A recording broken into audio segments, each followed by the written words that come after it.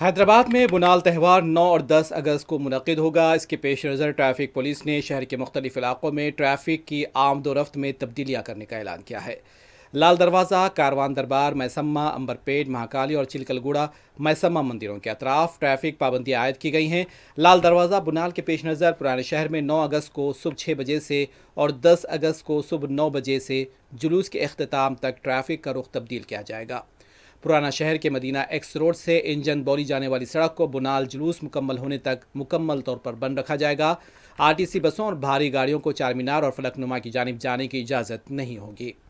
گاڑیوں کو متبادل راستوں پر منتقل کیا جائے گا۔ کاروان دربار میسمہ بنال کے موقع پر 8 اگست کی رات 9 بجے سے 10 اگست کی صبح تک پرانا پل، جیاگڑا اور تپا چبوترا کے اطراف ٹریفک پابندیاں بھی نافذ کر دی گئی ہیں۔ امبرپیٹ مہاکالی مندر کے قریب 9 اگست کی صبح 6 بجے سے 10 اگست دوپہر 12 بجے تک ٹریفک کا رخ تبدیل کیا جائے گا۔